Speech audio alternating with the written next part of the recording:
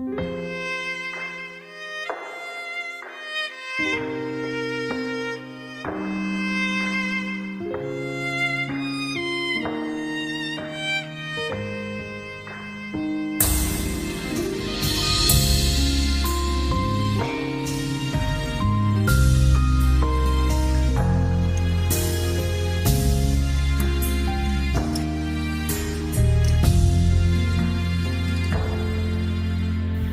ឿងស្នេហាគ្រួសារគ្មានអ្នកណាយល់ចិត្តសំឡឹងមើលជីវិតខ្ញុំសែនតែតោមិត្តភក្តិធ្លាប់ស្និទ្ធស្នាល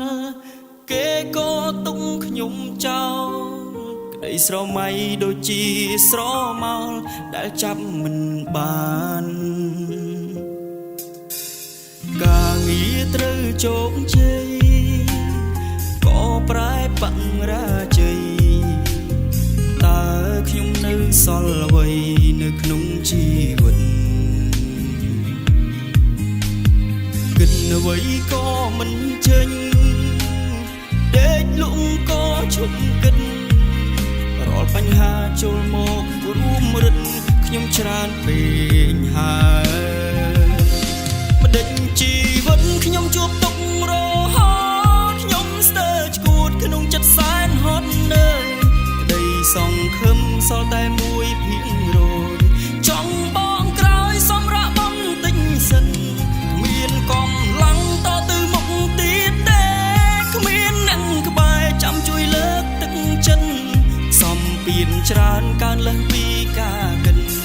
តើជីវិតថ្ងៃណាបានជោគជ័យ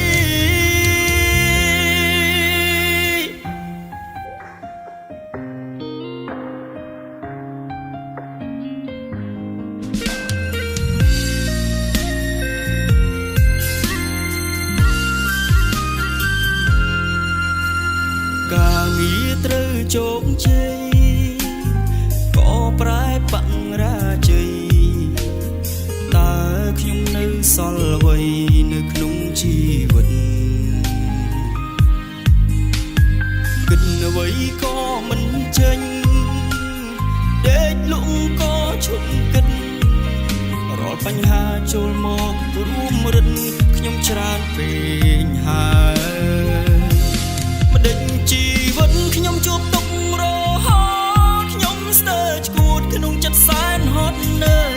ក្តីសង្ឃឹមសល់តែមួយភាគរយចង់បងក្រោយសម្រាប់បន្តិចសិនគ្មានកំឡុងតទៅមុខទៀតទេ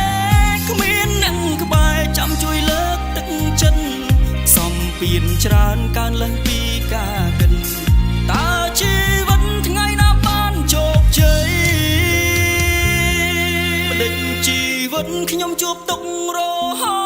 តខ្ញុំស្ទើរឈួតក្នុងចិត្តសែនហត់នឿយក្តីសង្ឃឹមសល់តែមួយភាគរយចង់បងក្រោយសម្រាប់បន្តិចសិនមានកំឡុងតទៅមុខទៀតទេ